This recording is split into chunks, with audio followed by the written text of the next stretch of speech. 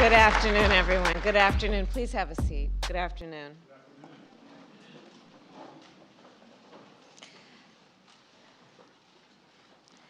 President Joe Biden, members of our cabinet, members of Congress, community leaders, law enforcement officials.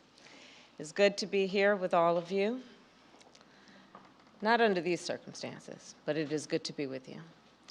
And I know, of course, that today, following yesterday, that all of our hearts, of course, are with the people of Uvalde, Texas, with the parents, with the children, with all the folks who said goodbye yesterday morning to someone they loved, not knowing that that goodbye would be their last.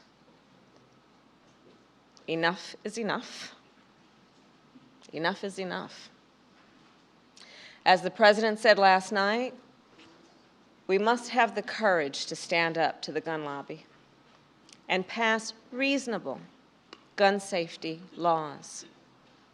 We must work together to create an America where everyone feels safe in their community, where children feel safe in their schools.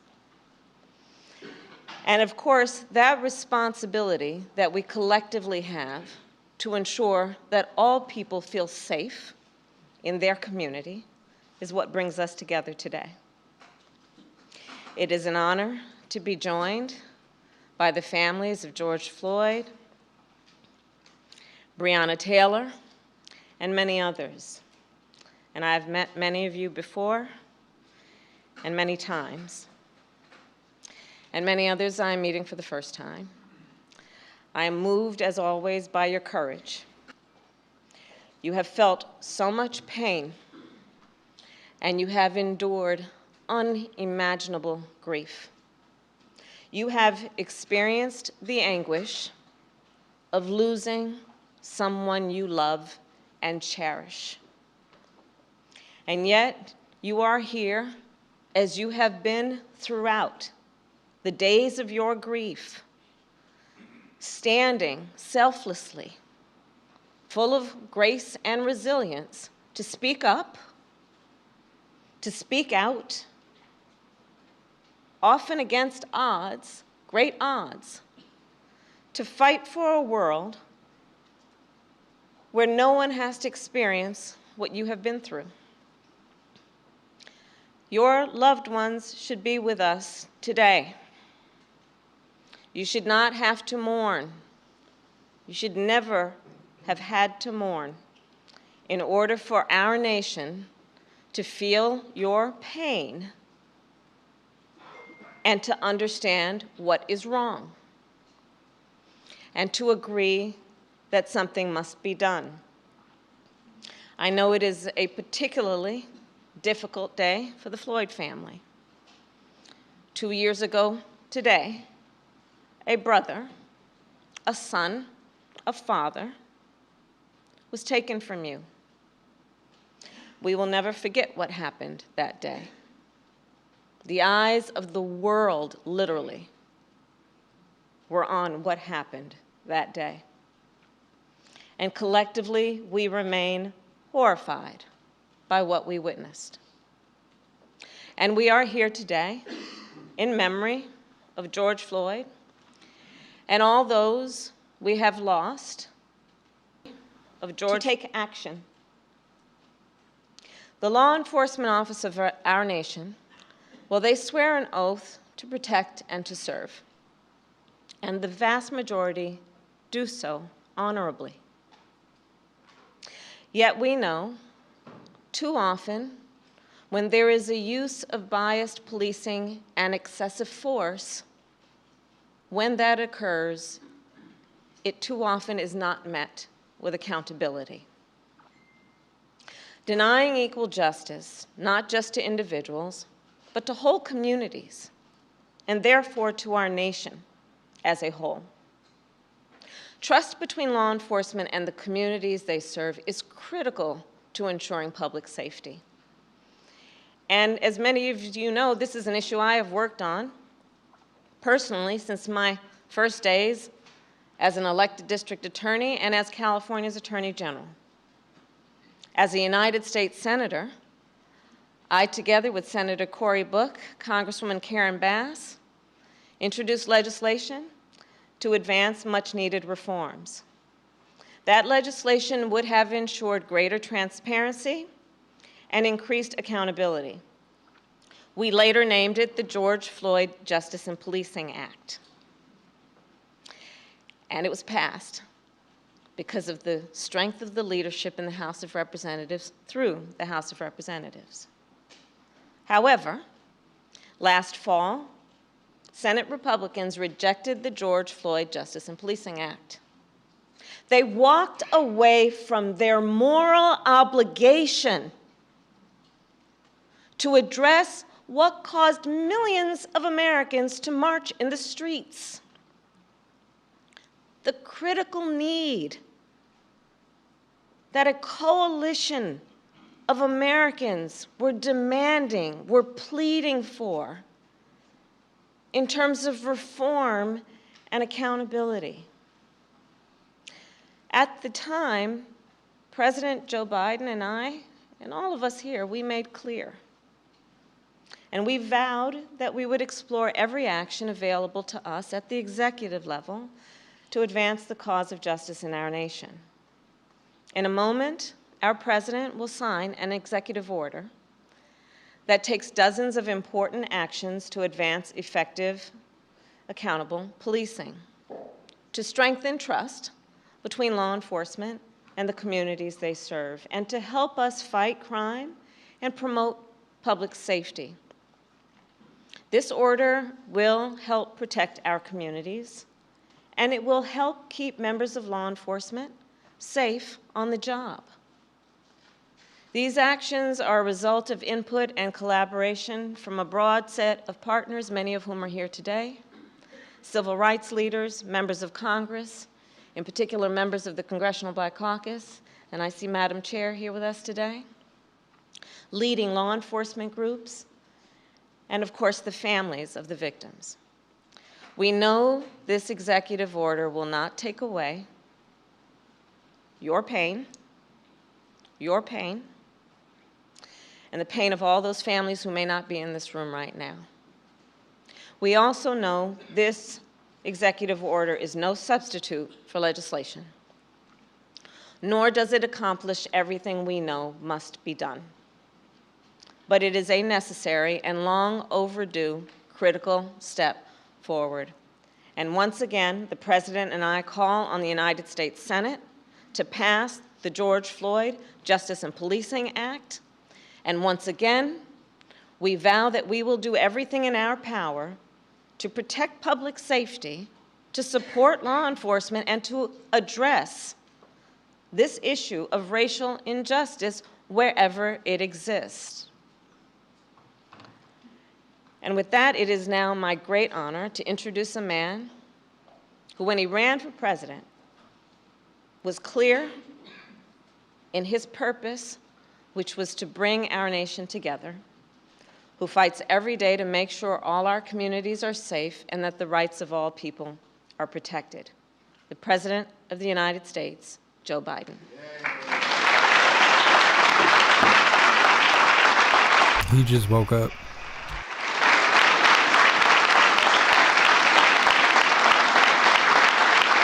Thank you. Thank you. Good, thanks, please.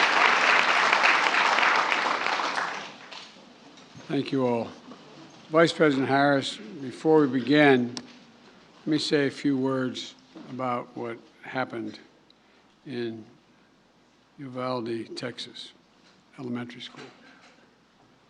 Since I spoke last night, the confirmed death toll has tragically climbed, including another teacher and three more students. Jill and I will be traveling to Texas in the coming days to meet with the families and let them know we have a sense, just a sense of their pain, and hopefully bring some little comfort to the community in shock, in grief, and in trauma. As a nation, I think we all must be there for them. everyone. And we must ask, when in God's name will we do what needs to be done to, if not completely stop, fundamentally change the amount of the carnage that goes on in this country? To state the obvious, and Corey and a lot of other people here, I'm sick and tired. I'm just sick and tired of what's going on and continues to go on. I spent my career as chairman of the Judiciary Committee and as vice president working for common sense gun reforms, as I said, as a senator and a vice president. While they clearly will not prevent every tragedy, we know certain ones will have significant impact and have no negative impact on the Second Amendment. The Second Amendment is not absolute. When it was passed, you couldn't own a cannon. You couldn't own certain kinds of weapons. It's just always been limitations. But guess what? These actions we've taken before, they saved lives, and they can do it again. The idea that an 18-year-old can walk into a store and buy weapons of war designed and marketed to kill is, I think, just wrong. It just violates common sense. Even the manufacturer, the inventor of that weapon, thought that as well. You know, where's the backbone? Where's the courage to stand up to a very powerful lobby? But here's one modest step. The federal agency that measures and ensures that gun laws are enforced and the Second Amendment is abided by, the Bureau of Alcohol, Tobacco, and Firearms Explosives, the AFT, has not had a Senate confirmation leader for 7 years because of these disputes. For 7 years, been out without anyone in charge. I nominated a supremely qualified former prosecutor who has broad bipartisan support from law enforcement and the community overall. His hearing was held earlier today, I should say. The Senate should confirm and without delay, without excuse, send the nomination to my desk.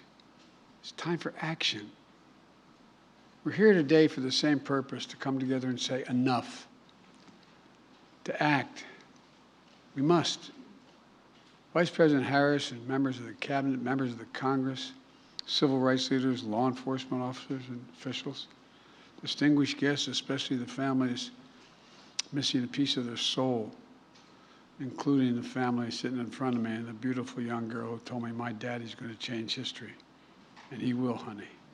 He will. They've lost a piece of their soul 2 years ago as well.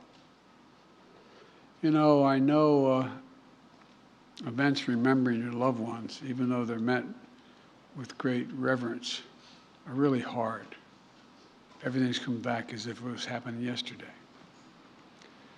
But in your own ways, you've each of you, whose family's been victimized, have summoned the courage to find purpose through your pain, to stir justice that's been too long dormant, and to give hope while in need of hope yourself.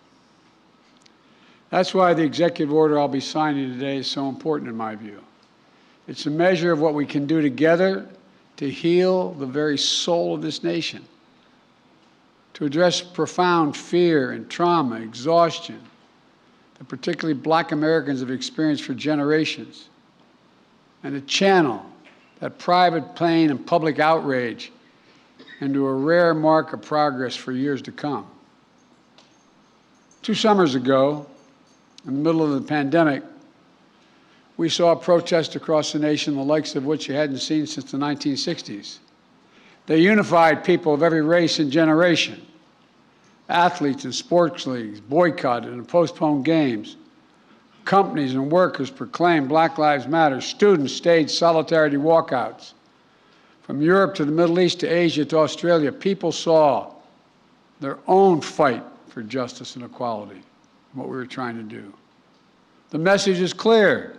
Enough. Just enough. And look, almost a year later,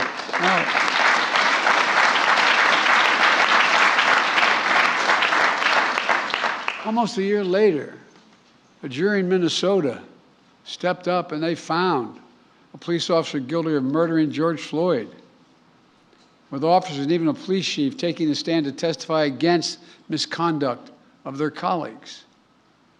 I don't know any good cop who likes a bad cop. But for many people, including many families here, such accountability is all too rare. That's why I promised as president I would do everything in my power to enact meaningful police reform that is real and lasting. That's why I called on Congress to pass the George Floyd Justice and Policing Act. The Senate's in my desk. So I'm asked why I haven't done this executive order earlier. If I'd done it, I was worried it would undercut the effort to get the law passed. This is a call to action based on a basic truth. Public trust, as any cop will tell you, is the foundation of public safety. If they're not trusted, the population doesn't contribute, doesn't cooperate. Two sides of the same coin, inextricably linked. And the principles of fairness and equal justice are at the core of each of them.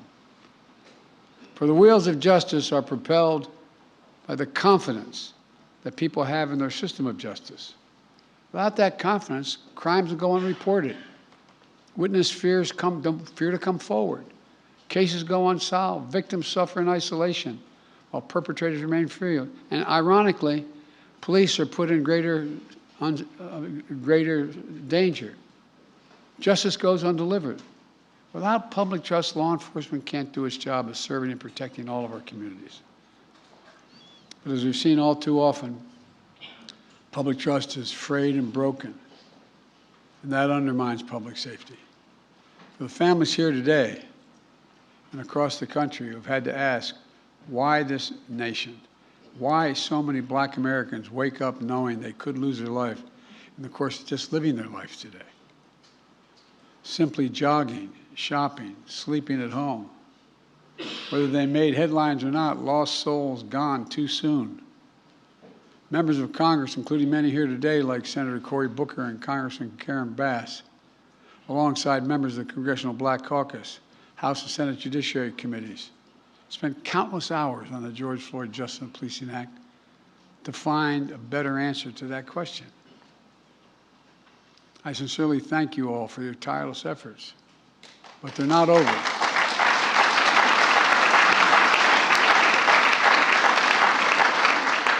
The House passed a strong bill. It failed in the Senate, where our Republican colleagues opposed any meaningful reform. So we got to work on this executive order. It was grounded in key elements of the Justice and Policing Act and reflects inputs of a broad coalition represented here today.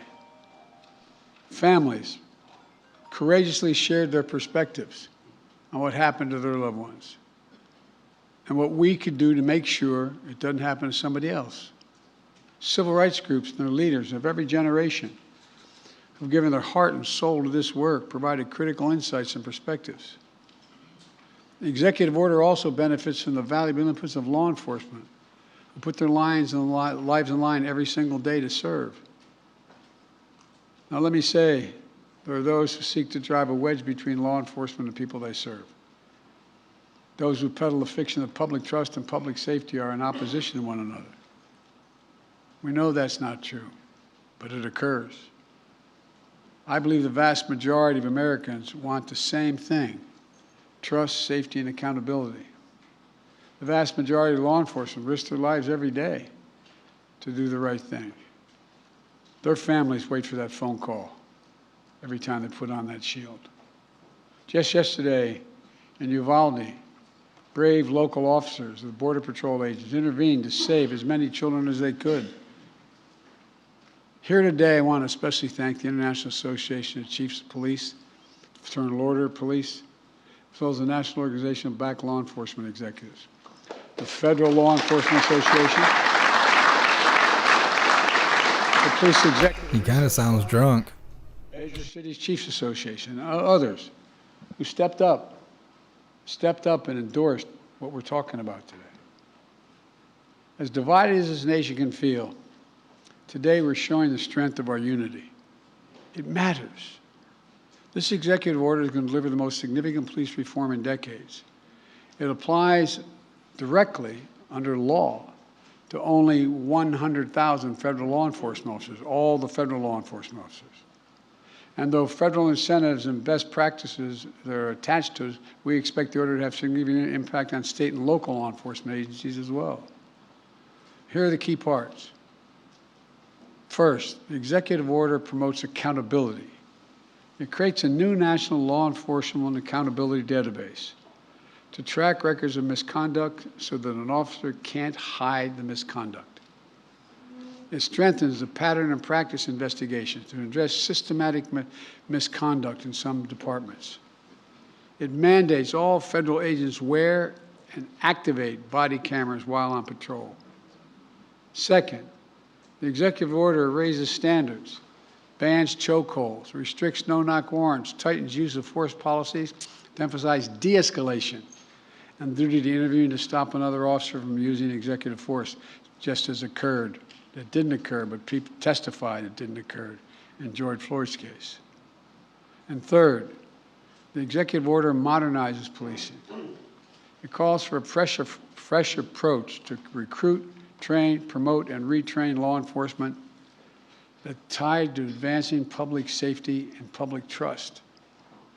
Right now, we don't systematically collect data, for instance, on instances of police use of force. This executive order is going to improve that data collection. There's a lot more as well. The bottom line of the executive order includes reforms that have long been talked about or are finally implemented at a federal level. And it comes at a critical time. By building trust, we can strengthen public safety, and we can more effectively fight crime in our communities. And we can do one more thing. We can show what's possible when we work together. Look, I know progress can be slow and frustrating. And there is a concern that the reckoning on race inspired 2 years ago is beginning to fade. But acting today, we're showing that our dear friend, the late John Lewis, congressman, wrote in his final words after his final march for justice in July of 2020, he said, "Democracy is not a state, it is an act. Democracy is not a state, it's an act, an affirmative act." And today we're acting.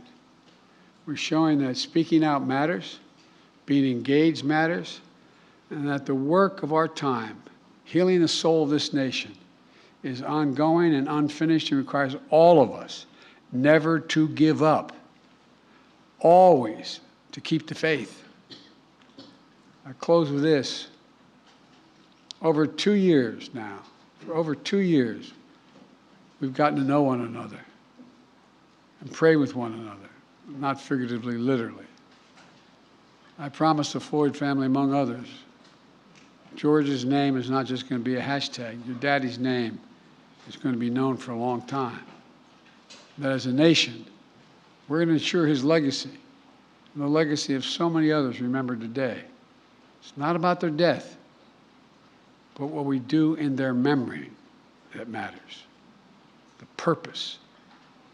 In just a few moments, I'm going to deliver on that promise when I sign the executive order.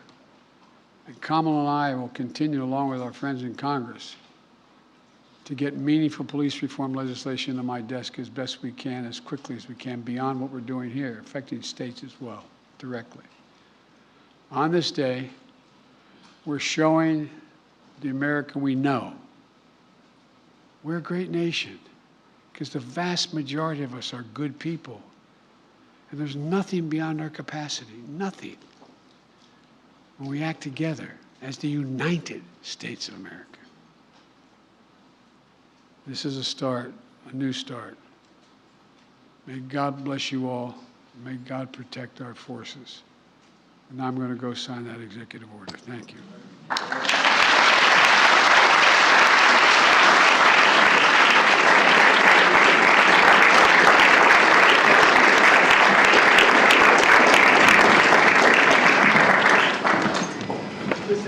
He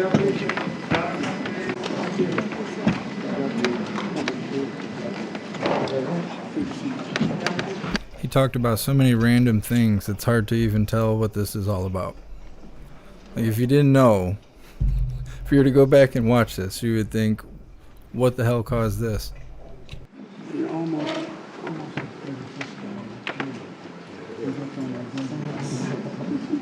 Superb job, yes.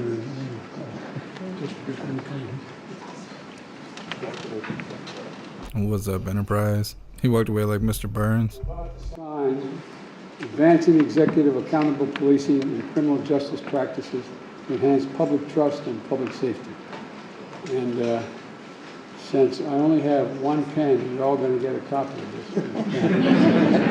I don't have to do one stroke at a time with each pen.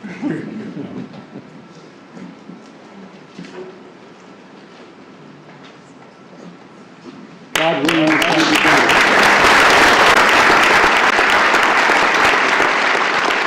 It kind of looks like a whole different person.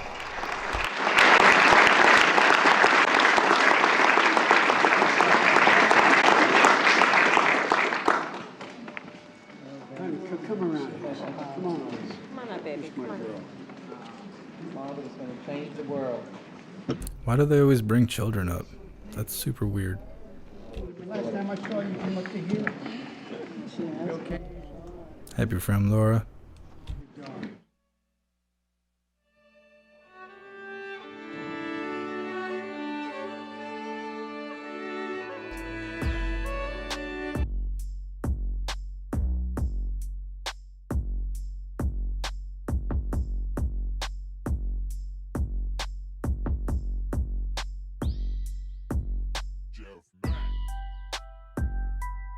You guys are killing me in the chat.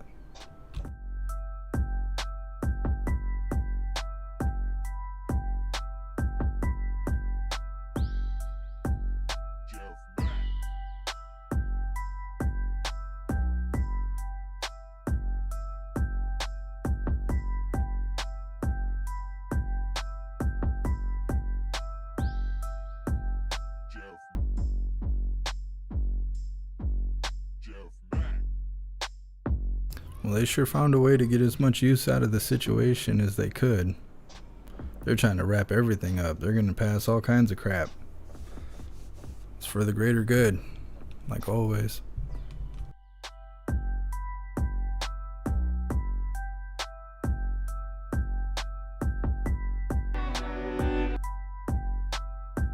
I was hoping we'd get a hot mic, but they cut all the mics off. What's up, Margot Largo? Thanks for being here.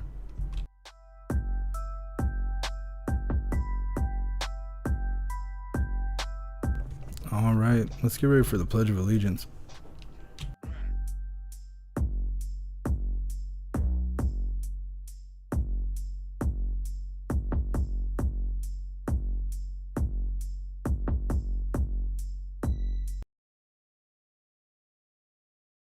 All right, hooligans, please join me for the Pledge of Allegiance. I pledge allegiance to the flag of the United States of America and to the republic for which it stands, one nation, under God, indivisible, with liberty and justice for all.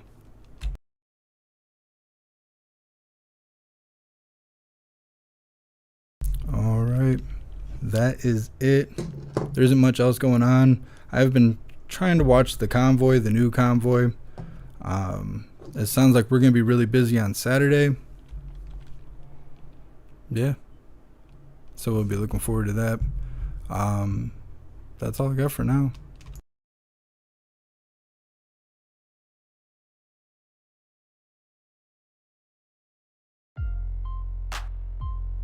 Couldn't get my music going.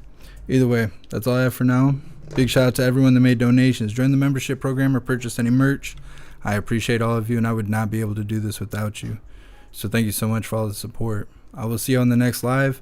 Until then, stand tall, shine bright. That's a wrap.